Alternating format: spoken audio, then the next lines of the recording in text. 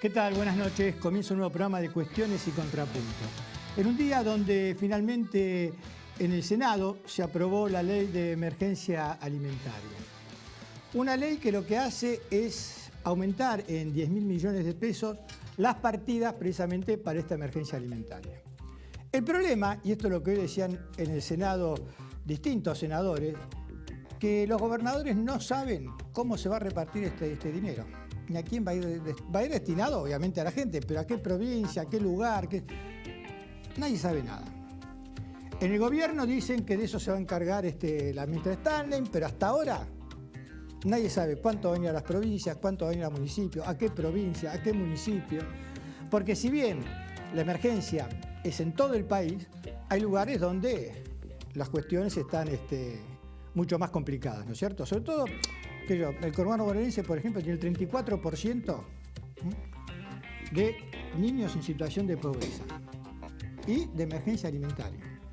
Entonces, esto es lo que se aprobó hoy con manifestación, gente en la calle, pidiendo estas cosas. En otro orden de cosas, el gobierno sigue siendo un pato rengo. Ya más que rengo es un pato inmóvil, está carente de todo poder. Es un gobierno que llega a sus últimos días totalmente debilitado. Todos, no solo a nivel interno, sino también a nivel externo, esperan las elecciones de octubre, el triunfo de Alberto Fernández y comenzar a discutir con él todo lo que haya que discutir. Esto es así. Incluso en la Casa Rosada se vive así. Está totalmente vacía, salvo el presidente, Marcos Peña, algunos de los que están al lado, que dicen vamos que podemos, van a ir a 30 ciudades, no sé, a ver si pueden recrear la mística del sí se puede, pero en realidad está vacío de contenido. Yo me acuerdo que en el 2001, en las elecciones precisamente de ese año, la alianza fue un desastre, electoralmente hablando. Y el presidente de la Rúa decía, no, a mí no me votaron si yo no estaba en la lista. Y los que estaban al lado de él decían, no, acá la gente eligió entre los candidatos. O sea, no querían ver la realidad. De la Rúa no la quiso ver hasta el último día. Se negaba, había represión, ni sabía. Decía que las cortinas de la plaza de la Casa Rosada no le dejaban ver la Plaza de Mayo y nunca quiso correr la cortina. Ni sabía que había 20 muertos, no sabía nada. Parece que Macri lo mismo, no sabe lo que está pasando. Resulta que ahora toman nota de lo que ocurrió el 11 de agosto. ¿No sabían la bronca de la gente? ¿Tuvieron que recibir esa paliza electoral para darse cuenta? ¿Eso es un político que conduce una nación? ¿No saber qué es lo que ocurre? Me parece que en realidad estamos asistiendo a los últimos días de un gobierno que ha fracasado estrepitosamente en todo. No hay un solo ítem que se pueda decir, bueno, esto es positivo. Y en economía, obviamente, mucho menos. Así que más que el pato rengo, el pato inmóvil, qué sé yo, es un pato. Dejó de ser el gato para pasar a ser un pato. Y Maquiavelo en El Príncipe decía que al gobernante tenían o que quererlo o que temerle. Hoy a Macri ni se lo quiere ni se lo teme. ¿Por qué ha dejado de ser el gobernante? Ya no tiene más el poder. Esta es la realidad. Lo que consiguió hace 4 años, que venían por todo, ¿se acuerdan? Hace 4 años. Los cánticos no vuelven más, vinimos para refundar la Argentina, es una nueva etapa, se acabó. Todo parece de hace décadas. Está muy lejano ese 2015. No pudieron con el miedo que querían ponerle a la gente. Sigue solo, pero no porque lo digo yo, porque también lo dicen los intendentes del conurbano bonaerense de Cambiemos. Fijémonos, por ejemplo, Valenzuela en 3 de febrero, Tagliaferro en Morón, Ducoté en Pilar, en la zona sur, Molina en Quilmes, el de Lanús, todos intendentes de Cambiemos que están haciendo campaña ahora sin Macri y sin Vidal. Díganme ustedes que viven en esos distritos si ven a esos intendentes en su gigantografía, en su campaña, ahora a Vidal o a Macri. Así que dentro de todo Macri va a hacer bien ir a todas estas ciudades a tratar de hacer campaña, porque si no hace campaña él, nadie va a hacer campaña por él, ¿eh? Los intendentes ahora no son más de Cambiemos, son intendentes, parecen de partidos vecinalistas. Voten acá por Pilar, voten acá por 3 de febrero, voten acá por Morón, etcétera, etcétera, etcétera. Entonces, esta jugada de los intendentes de Cambiemos, que van a repartir tijeras, que van a tratar de que, bueno, voten lo que quieren, pero voten a nosotros acá, habla precisamente de que se le acabó la campaña a Macri. Incluso a Vidal. Es más, en la famosa reunión que tuvieron en La Plata, le dijo a los intendentes, hagan lo que tengan que hacer para tratar de conservar su territorio. Es más, si yo no les sirvo, no me pongan. Esta es el cuadro de situación cuando faltan poco más de 30 días para las elecciones de octubre y más de 2 meses y medio para llegar al traspaso en diciembre. Hoy tenemos un programa con 2 invitados en el piso. Juan de Bandi, candidato a intendente en 3 de febrero, y el presidente, el titular de Inquilinos Agrupados, Gervasio Muñoz. Queremos saber cómo afecta también esta crisis en el tema de los inquilinos. Así que tenemos dos llamados telefónicos. Uno con Sabrina Cartavia para hablar precisamente de los femicidios, otro de los temas del fin de semana. Y otro con Pablo Korblum, analista internacional, porque Oriente Medio siempre es una chispa que en cualquier momento incendia el mundo. Bueno, a ver cómo está eso. Así que nos vamos a un corte y ahora estamos con nuestro primer invitado de hoy, con Juan de Bandi.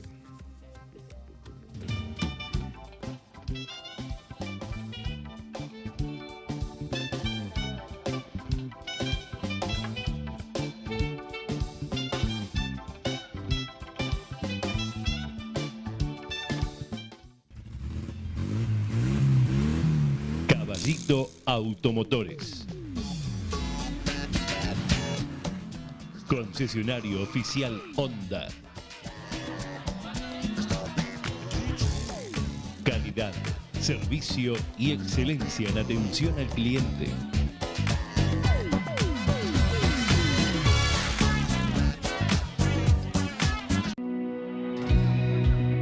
Nivelemos la cancha. Porque sin nosotras el fútbol está incompleto. Para que más mujeres y niñas se sumen al fútbol. Porque el fútbol también nos pertenece. Sigamos trabajando para que las mujeres tengamos las mismas oportunidades. Nivelemos la cancha. Defensor del pueblo de la provincia de Buenos Aires.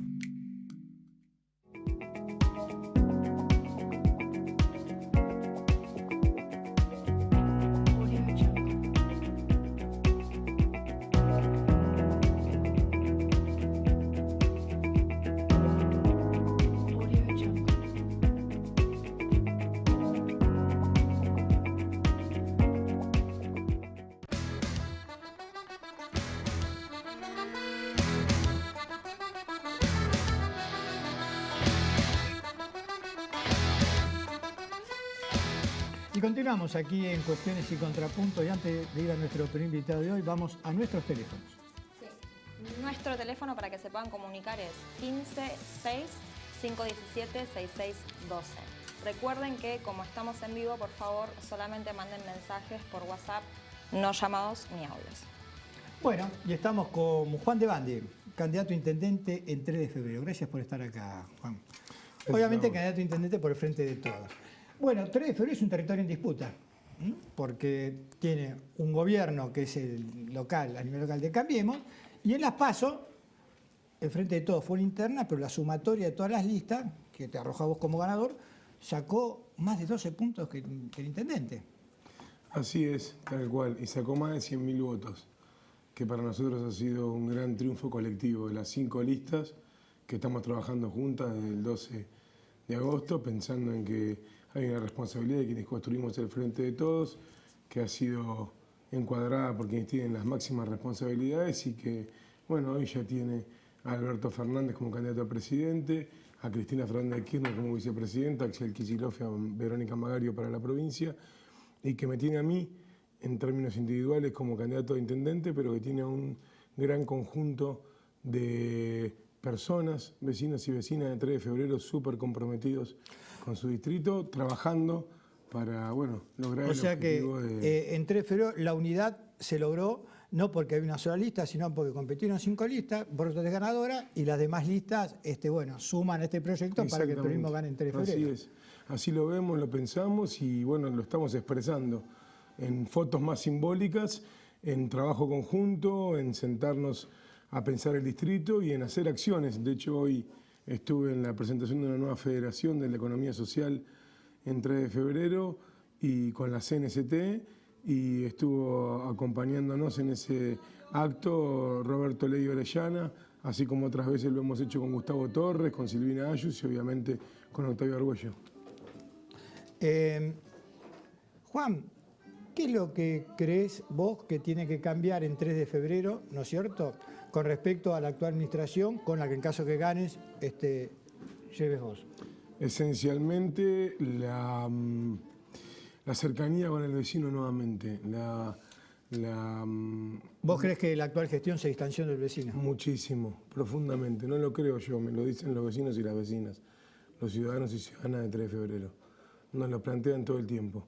Quienes tienen por ahí un recuerdo de otra gestión te plantean que sería importantísimo volver a estar cerca de la gente y que el municipio es un municipio de puertas abiertas, donde se pueda hablar con el intendente, donde se pueda hablar con su equipo de gobierno, y quienes por ahí no tienen tan presentes algunas cuestiones, tal vez los más jóvenes en muchos casos, te plantean que sus demandas, sus planteos, sus necesidades, sus proyectos caen en saco roto, no hay a dónde dirigirse, no hay a dónde acercarse y no hay ningún tipo de contención de parte de la municipalidad, que nosotros entendemos que es el primer mostrador, que tiene que tener mucha empatía, que tiene que tener mucho compromiso, que tiene que poner esa capacidad de estar cerca al servicio de la gente, que es tan importante.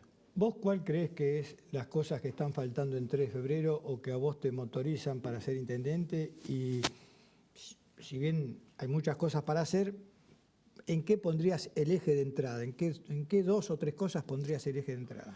Mira, me parece que asistimos a un distrito del primer cordón del conurbano que tiene casi 400.000 habitantes y que está sufriendo un gobierno que durante los últimos 3 años y medio, a través del ajuste, de los tarifazos, de una política totalmente disociada de la producción nacional, de la industria, de la protección a las pymes, del trabajo genuino, bueno, lo ha puesto en crisis.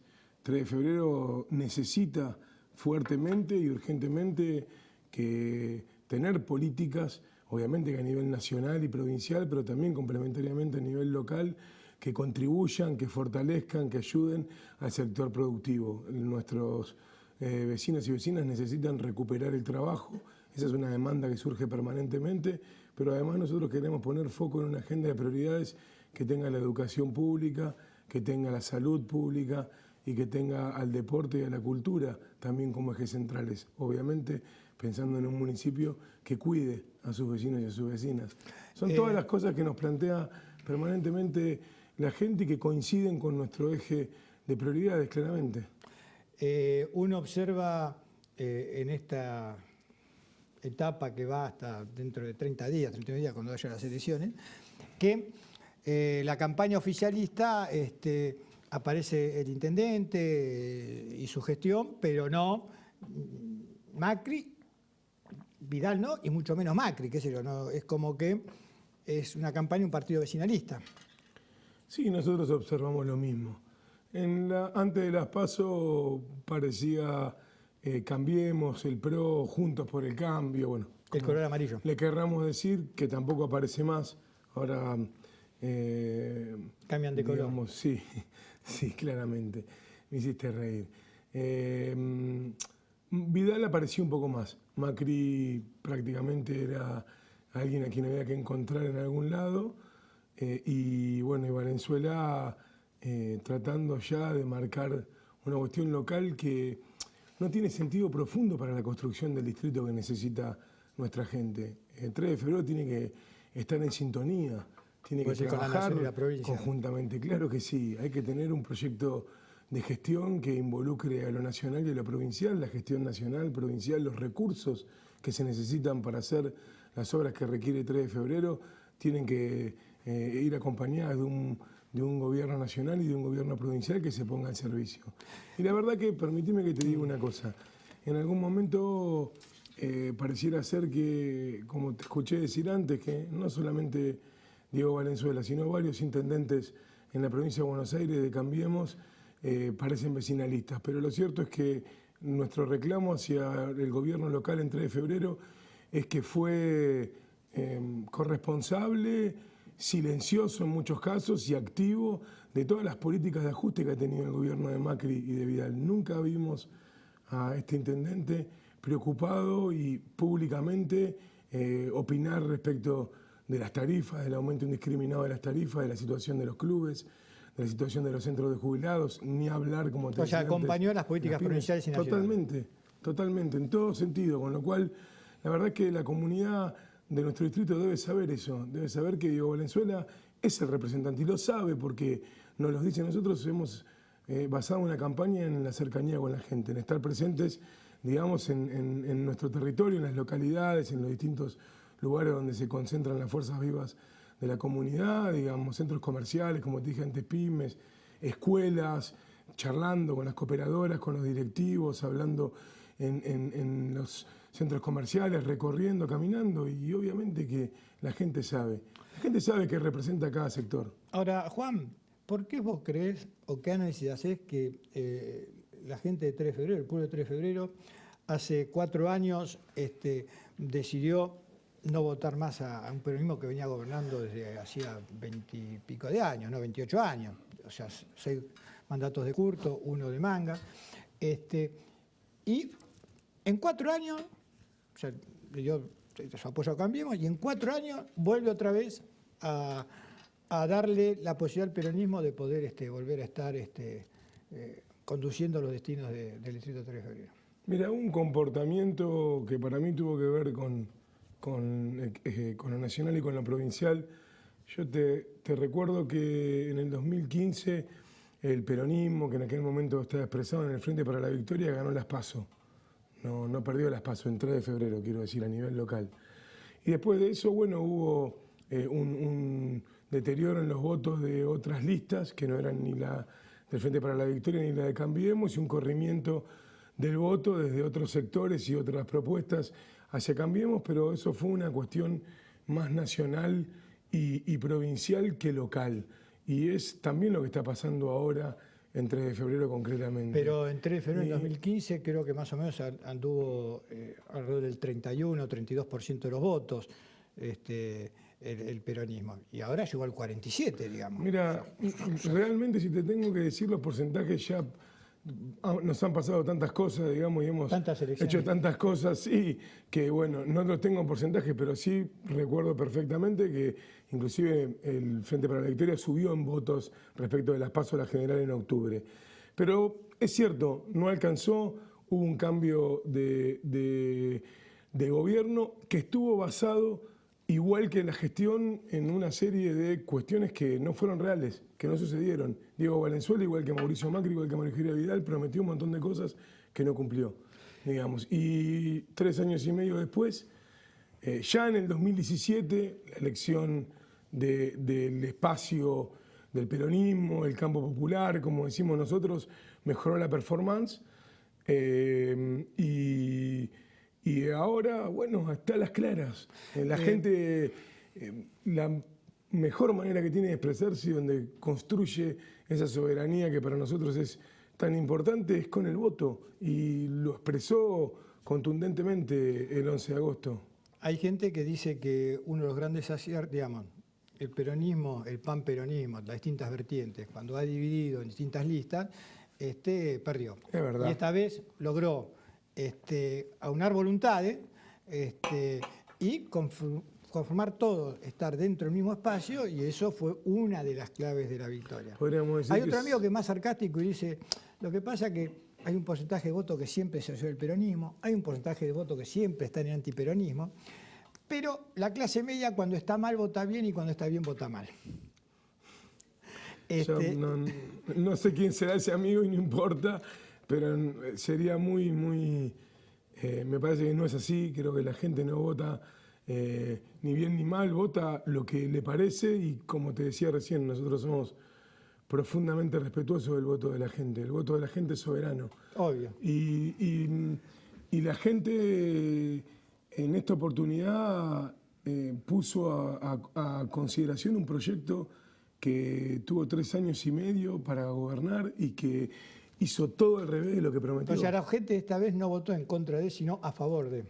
A mí me parece que la gente votó un poco en contra de un proyecto que les dio la espalda absolutamente. Cuando nosotros recorremos... Les complicó la vida. No, pero nos encontramos muchísima gente que nos dice... La gente es muy sincera. Cuando la gente se siente en confianza y se siente cómoda... Y más allá de las dificultades que tiene, la gente tiene mucha necesidad de hablar, tiene necesidad de expresarse y de que nosotros escuchemos mucho más de lo que decimos. La clave de lo que está pasando, no hay nadie mejor que los vecinos comunes para explicártelo, un comerciante para explicártelo, digamos, concretamente.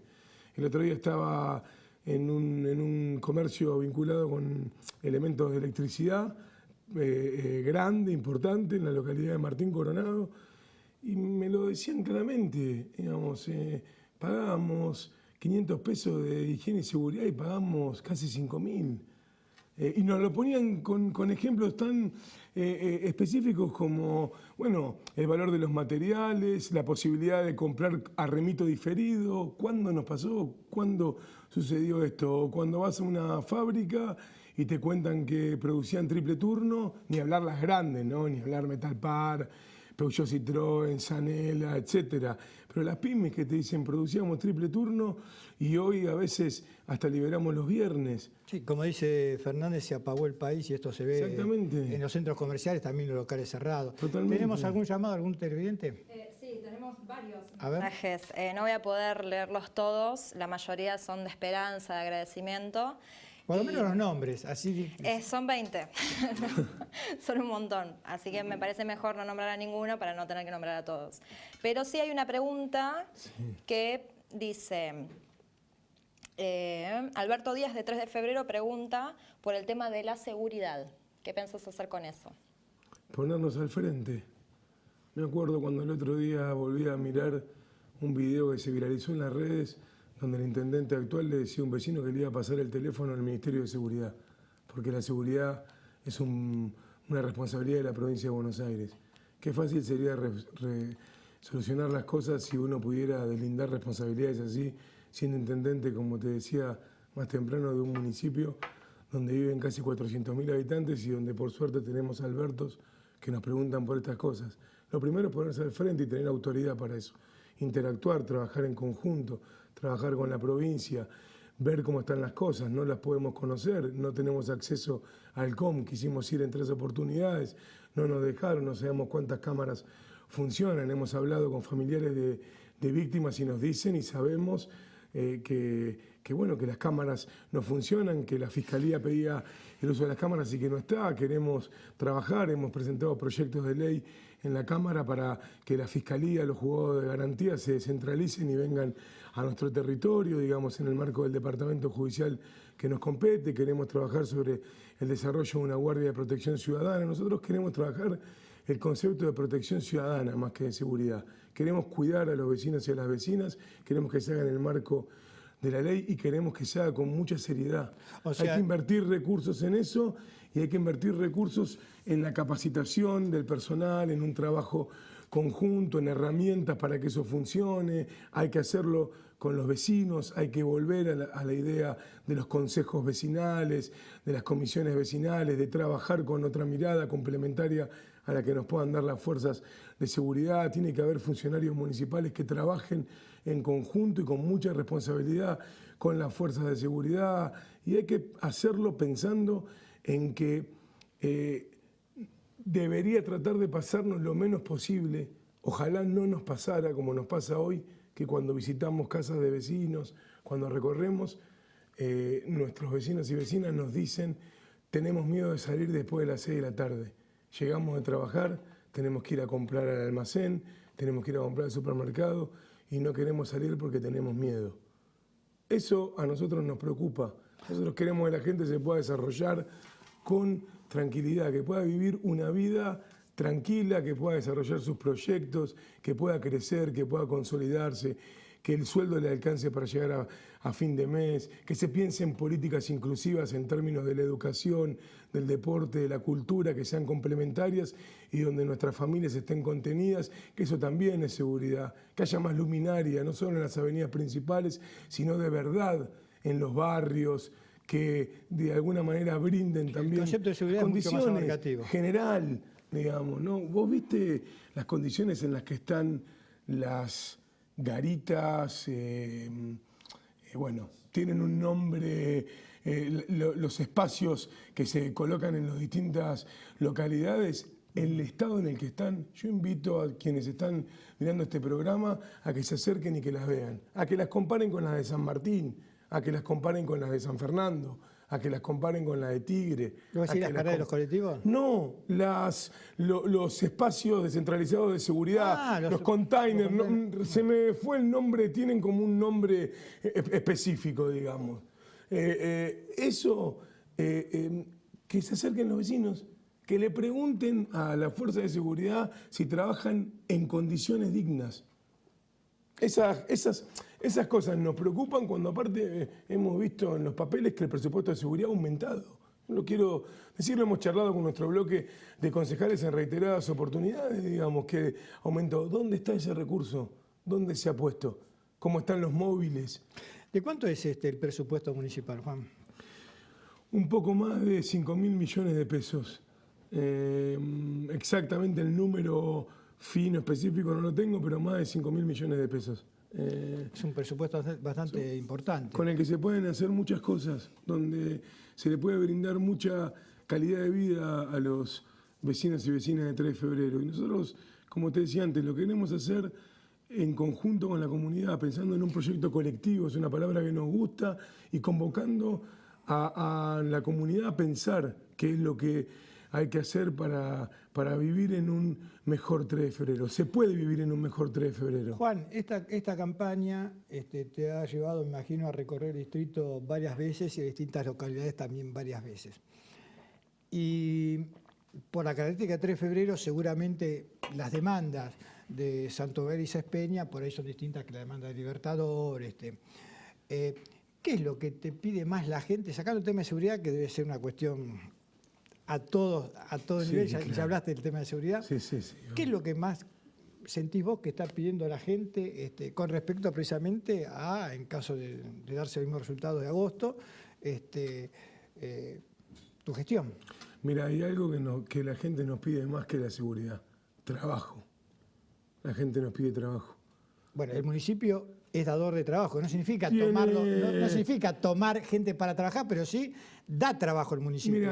Mira, Carlos, nosotros pensamos que nosotros construimos el Frente de Todos como un único frente, donde de verdad queremos proponerle a los vecinos que el 27 de octubre tienen la posibilidad de saber que se puede gobernar un país, una provincia y un distrito. Claramente entendemos que es muy difícil que sea el propio municipio el que resuelva el problema del trabajo. Sí queremos decirle a esos vecinos que miran este programa, que tiene seguramente muchos vecinos de nuestro distrito que lo miran, una audiencia importante, digamos, que queremos trabajar complementariamente, que hemos hablado con Alberto Fernández, que hemos hablado con Axel Kicillof, con Verónica Magario, que sabemos lo que piensa Cristina Fernández de Kirchner, que lo pudimos ver en la práctica. Y la verdad que nos demandan eso, los vecinos nos demandan que nos pongamos al frente de la educación pública. Los distritos tienen presupuesto, tienen el fondo educativo, hay que mejorar la calidad en infraestructura de edilicia escolar. En la provincia de Buenos Aires el año pasado, y vos lo sabés bien, tuvo media sanción la ley de emergencia en infraestructura de edilicia escolar. La condición de los edificios donde nuestros niños y nuestras niñas, nuestros jóvenes, nuestros adultos, porque también están nuestros adultos que estudian y hacen terminalidad educativa, es muy mala. Se ha perdido absolutamente el mantenimiento, la salud pública. A nosotros nos demandan salud. Yo ya no sé lo que le demandan o qué hace con lo que le demandan el intendente actual. A mí me preocupa qué podemos y qué vamos a hacer nosotros. Como la salud pública, que lo charlamos mucho con Alejandro Colia, permitime que te diga esto especialmente, y con todo nuestro equipo. Hay muchísima gente compenetrada trabajando en esto, que la salud pública vuelva a ser un eje central, que vuelva a haber vacunas en lo que nosotros decíamos unidades sanitarias o CAPS, medicamentos, que vuelvan a haber médicos de prestigio. ¿Qué pasa con el hospital odontológico y oftalmológico municipales, que ya no brindan los servicios que brindaban en otro momento, que le cobran todo, inclusive a quienes no tienen una prestación de salud, obra social o medicina prepaga, y que antes brindaban un servicio gratuito, lejos de lo que se dijo alguna vez por ahí? ¿Qué pasa con el Hospital Carrillo, con el Hospital Bocalandro?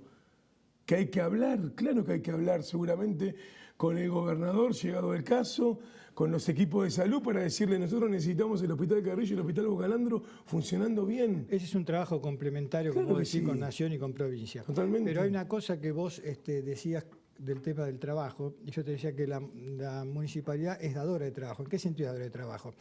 3 de febrero tiene innumerables pymes. Y el municipio necesita comprar cosas, hacer Claro que cosas, sí. digamos. Por supuesto. Hay una idea de que tratar en la medida de lo posible que todas esas compras municipales sean dentro de 3 de febrero, a pymes de 3 de febrero. Es excelente lo que decís. Para tratar de generar ese trabajo de la Mira. que la municipalidad naturalmente es dadora de trabajo. Nosotros lo veníamos pensando, lo veníamos estructurando como idea fuerza, proyectos para la gestión, y los que te lo terminan planteando con mucha más fuerza son los propios empresarios pymes, que ellos saben, y que en este tiempo muchos no han tenido la posibilidad de trabajar en conjunto con la municipalidad. Pero además, en términos de eso, la municipalidad tiene que tener una política de trabajo articulado con las pymes. 3 de febrero tiene una potencia pyme impresionante. Hemos recorrido en lo que va de estos tiempos más de 70 pymes.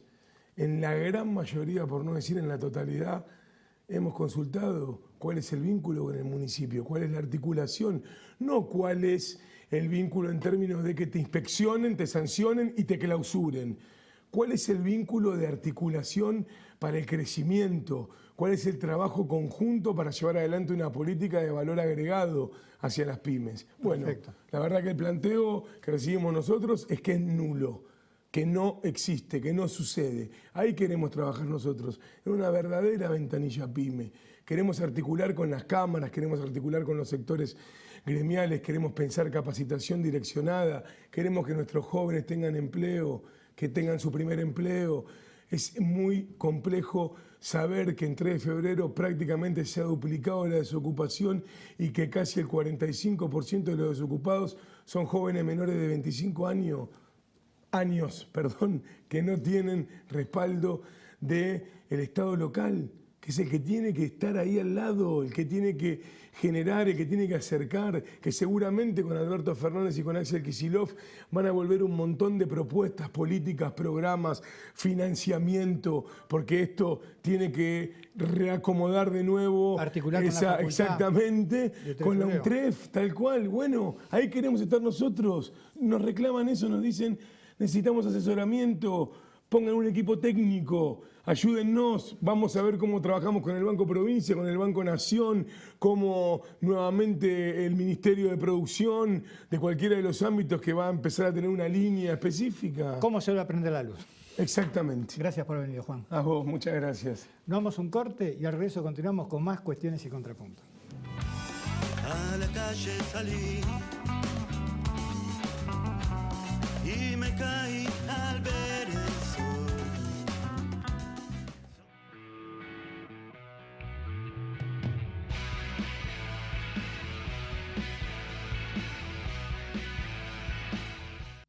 Defensor del pueblo de la provincia de Buenos Aires. Caballito Automotores. Concesionario oficial Honda. Calidad, servicio y excelencia en atención al cliente.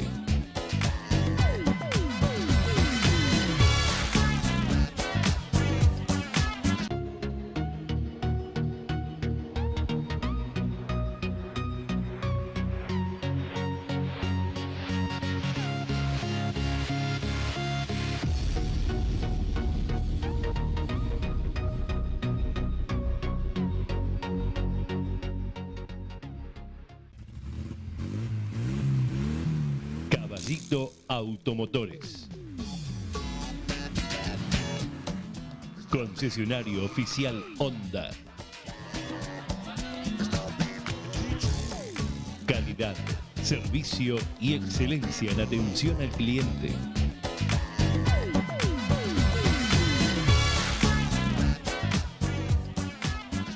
Defensor del pueblo de la provincia de Buenos Aires.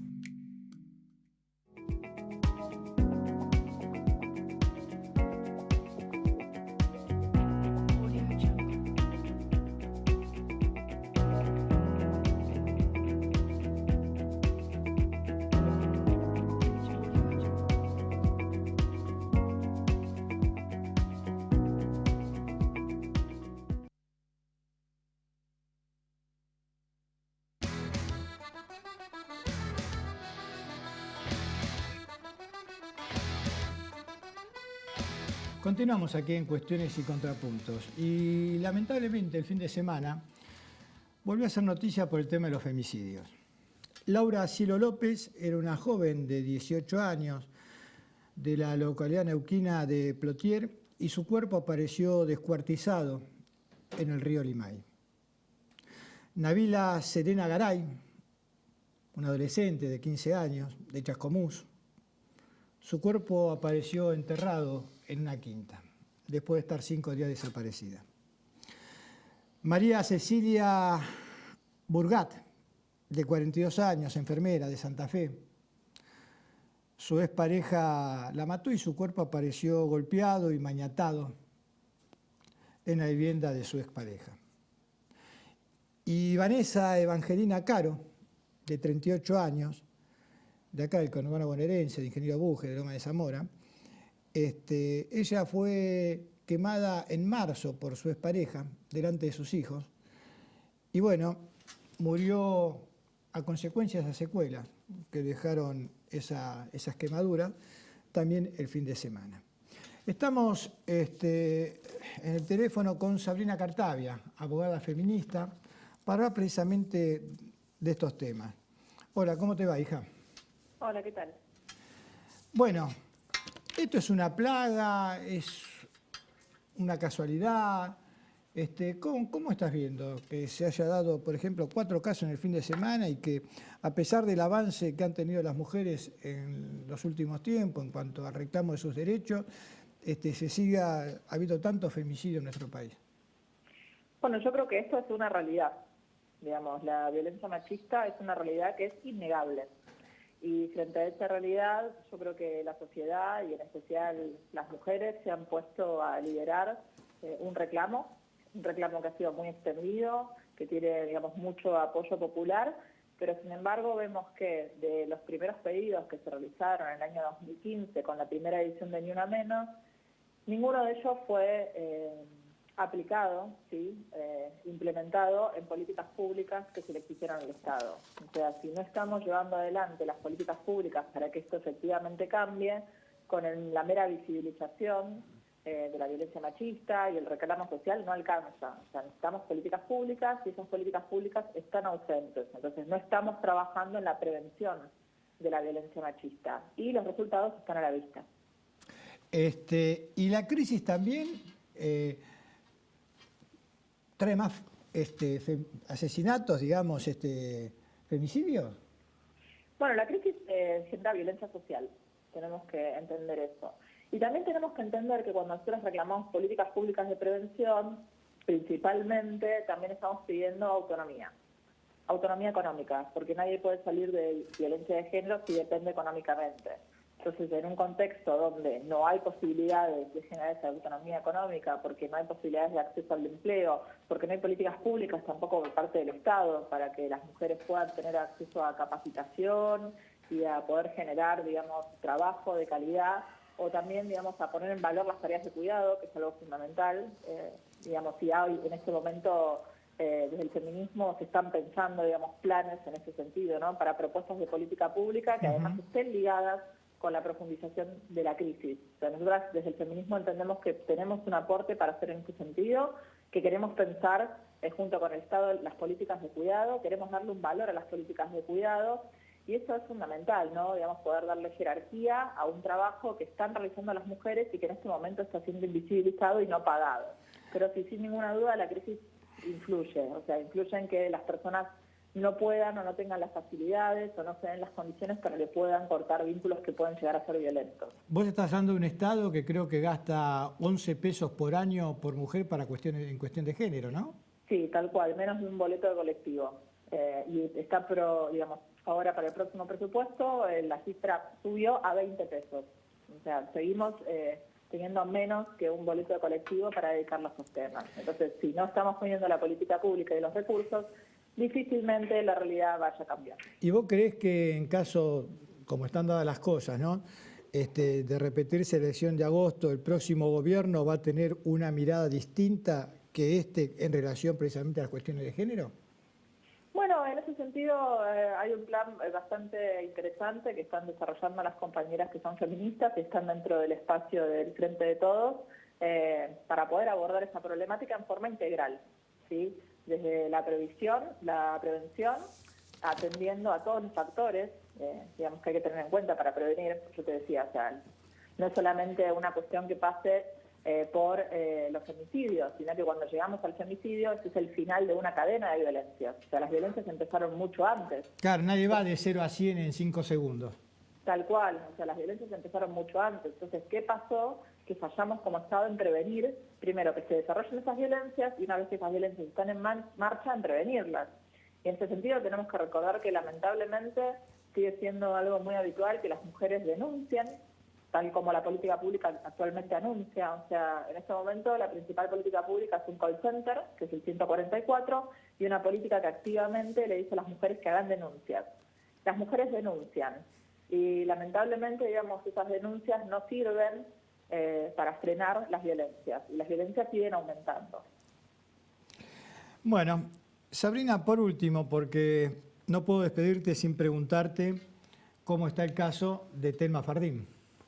Bueno, el caso ya se produjo toda la prueba que había para producirse, que pidió la Fiscalía Especializada de Nicaragua, se produjo acá en la Argentina, se envió a Nicaragua y actualmente la prueba está en poder de la Fiscalía. Creo que siguen produciendo algunas medidas de prueba también allá, ligadas a inspecciones oculares que tienen que hacer del lugar de los hechos. Y estamos esperando que cuando termine de recabar la prueba tome una resolución de si deciden, digamos, profundizar y continuar con la persecución penal. ¿Crees que esa resolución se va a tomar en breve tiempo o que faltan todavía meses para que se tome esa resolución? No, bueno, eso no lo puedo saber porque no cuento con mayor información. La Fiscalía está actuando en forma completamente hermética, por lo tanto no puedo responderte esa pregunta. Bueno, gracias por el llamado. No hay de qué. Hasta luego, Buenas hija. noches. Adiós. Bueno, estuvimos con Sabrina Cartavia, abogada feminista, que nos está hablando precisamente de estos casos, estos 4 casos y todos los casos y la problemática que hay en nuestro país con respecto al feminismo y la política de género en general. Y estamos con nuestro segundo invitado de hoy, acá en el piso, con Gervasio Muñoz, titular de Inquilinos Agrupados. Gracias por estar acá, Gervasio. La primera pregunta, digamos, ¿la crisis también afecta a los inquilinos? Sí, por supuesto. Afecta a la crisis económica, afecta obviamente a los sectores más pobres que no tienen vivienda, que alquilan hoteles, pensiones, que alquilan en villa también. Afecta a los sectores medios que alquilan, que es una porción muy grande del país y de las ciudades sobre todo. En la ciudad de Buenos Aires el 40% alquila, en provincia de Buenos Aires tenés un promedio de 25, 26%, pero obviamente que en los grandes centros urbanos aumenta llegando a casi 30%. Y afecta muchísimo porque por supuesto que es lo último que se deja de pagar, la vivienda. Entonces uno suspende otras cosas, la calidad de vida se empieza a deteriorar y cuando ya no hay forma de pagar el alquiler, ahí tenemos esta crisis. El otro día un productor me decía, es infernal la cantidad de amigos que han vuelto a la casita de los viejos. Sí, sectores jóvenes que vuelven a la casa de los padres. Nosotros vemos muchas familias que se dividen para poder dejar de pagar el alquiler y vivir en la casa de los padres. Madres que se van con los hijos. Y después tenés el sector, te diría, de la tercera edad, que es el sector más castigado, es que terminan en hoteles, en pensiones, donde se vive indignamente. Ten en cuenta que, por ejemplo, un monoambiente está en un promedio de... Pero es mucho más caro pesos. vivir en un hotel, en una pensión, aunque sea de mala muerte, en un cuarto oscuro. Eso sale incluso más caro que por ahí que un alquiler. En realidad tenés habitaciones con baño compartido de 7.000 pesos en la ciudad de Buenos Aires, por ejemplo, y un monoambiente en la ciudad está a 11.000. El tema no es tanto, te diría, por supuesto que también el precio influye, te diría que el sector de los jubilados tienen dos problemas, y es el económico, pero además el mercado formal no acepta jubilados. Ah, mira vos. ¿Por qué? No acepta jubilados, no acepta madre con hijos. ¿Por qué no madre acepta soltera. jubilados? ¿O por qué no acepta madre con hijos? Porque el mercado construyó una idea de que a una madre soltera con hijos, si no paga el alquiler, no la pueden desalojar, cosa que es completamente falsa. En la ciudad de Buenos Aires se desaloja absolutamente todo. Hay un desalojo por día en la ciudad de Buenos Aires. Es más, se acaba de suspender un desalojo de 130 familias. Casa Santa Cruz, que se suspendió hasta que pase la situación electoral. Pero... ¿Y a la mujer embarazada también se la puede desalojar? Se puede desalojar a cualquiera. Digo, la justicia y el mercado y un sector muy grande de la clase política tienen como religión la propiedad privada. Y primero está la propiedad privada y después están los derechos. ¿Y cómo se hace en un país donde cuesta tanto llegar a acceder, más a los jóvenes, a esa propiedad privada, a esa vivienda? Primero entender por qué cuesta acceder en calidad de propietario. Y cuesta acceder porque desde la última dictadura se desreguló el precio de los alquileres, se dolarizó la vivienda. Entonces, a partir del 77, con el plan de las 20 medidas económicas de Martínez de Hoz, la vivienda dejó de ser un derecho y empezó a ser un negocio. Esas dos medidas nunca se pudieron revertir en Argentina. La vivienda sigue dolarizada y no hay regulación del precio del alquiler. Por lo tanto, no hay posibilidad de acceder a la casa propia. ¿Es negocio comprar una propiedad para alquilarla? Es un negocio enorme, sí. No digo las que recibís o las que tenés, sino comprarla, invertir comprando para alquilar. Y sí, mira... ¿En cuánto se amortiza? Y mira, es que, mira, tiene una rentabilidad anual del 10% en dólares. No hay ninguna otra inversión que sea así. ¿Tanto? Sí. A ver, una propiedad, no sé, en capital de $100.000 no es una propiedad cara. ¿No? Es un dos ambientes chico. Dos ambientes chicos. $100.000 son 6 millones de pesos. Son 6 millones de pesos hoy. Si vos me decís que es el 10%, tenés que cobrar 60.000, más o menos 50.000 pesos por mes. No, el 10% está compuesto de dos cosas.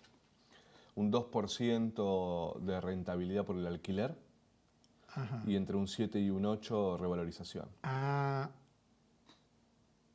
anual. Porque esto... Las dos cosas en dólares. Esto al año te va a valer en lugar de 100.000, 107.000... pero eso es en dólares. Porque una cosa es, si yo tengo esto, no en pesos. Pasarla a pesos, decir. Claro, no, en dólares. O sea, que esto que lo compro a 100.000, el año que viene va a valer 107.000 Exactamente, exactamente. Exactamente. Nunca dejó de subir el valor de la vivienda en dólares en Argentina desde el 77 hasta hoy. Pero cada vez va a ser más imposible, entonces. Sí. Y bueno, mirá, 2001 tenías 20% de inquilinos en la ciudad de Buenos Aires, 2019 tenés casi 40% de inquilinos en la ciudad de Buenos Aires y 7% de locadores. O sea, de una porción de la ciudad de Buenos Aires, la mitad no vive en su casa, sino que vive de prestado. Después tenés un sector, te diría también casi la mitad de la ciudad de Buenos Aires, que vive en su casa. Y después tenés un 7% de la población que vive de renta, que alquila las viviendas. Bueno, acá nos van a matar a todos, pero por lo que vos estás diciendo, de la única manera que se puede revertir esto, que vuelva a ser factible el adquirir una vivienda propia, es regularizando los alquileres. Totalmente. Sí. Y eso va en contra de todo lo que dicen, digamos, el mercado, la posición dominante, sí. Totalmente, totalmente. Se construyó un mito, y es que es textual, así lo dice el mercado y así lo dice un sector grande de la justicia y de la clase política, y es... Si se regula, no alquilo. Exacto. Siempre que el Estado intervino en los alquileres, fue peor para los inquilinos. La historia demuestra que siempre que el Estado intervino en el mercado inmobiliario, fue cuando más propietarios se crearon. Y porque yo el bien que tengo, si no lo alquilo, lo vendo, algo le toque, digamos, o lo vendo o lo alquilo, si no... Sí, pero no solo eso, sino que además, cuando el Estado interviene en materia de regulación del mercado, como sucede en todo, ¿no? Hoy la característica, yo creo, de estos 4 años es el Estado al servicio del mercado, ¿no? Las consecuencias son estas que estamos viviendo. Por eso vos al principio me preguntabas, ¿afecta la crisis a los inquilinos? No solo la crisis por supuesto, pero cuando vos tenés un Estado que además se retira de regular el acceso a la vivienda, las consecuencias son doblemente terribles. Para poner un ejemplo muy sencillo y te diría leve, nosotros para buscar una vivienda, un lugar donde dormir, al único lugar donde tenemos que entrar es una inmobiliaria.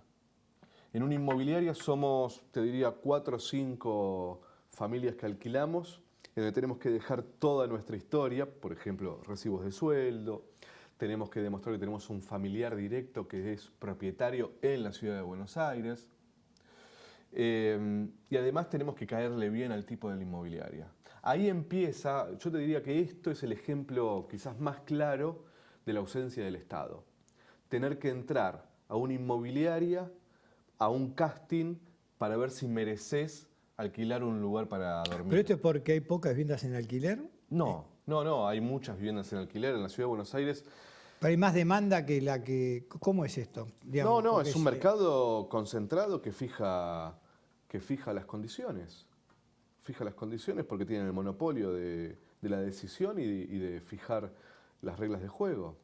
Bueno, generalmente cuando no interviene el mercado es la famosa libertad... Cuando no interviene el Estado. Del zorro y la gallina, ¿no? Tenemos libertad para todo y lo ponemos todos juntos, el zorro va a ganar y las gallinas van a ser las víctimas, digamos. El mismo que vos nombrabas, que decía que cuando la clase media está bien vota mal y cuando está mal vota bien, dijo también que todo lo que no está regulado implícitamente está regulado en favor del mercado, ¿no? Con la vivienda sucede algo así.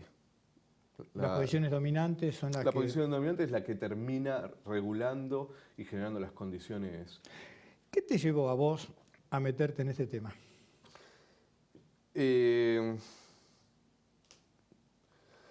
Mirá, yo militaba más edificios tomados en Ciudad de Buenos Aires. En ese momento, te diría finales de los 90, 2000. Y en un momento empecé a fijarme que no había tantas diferencias entre los que alquilamos vivienda y los que toman, a los que no les queda otra que tomar un lugar para dormir.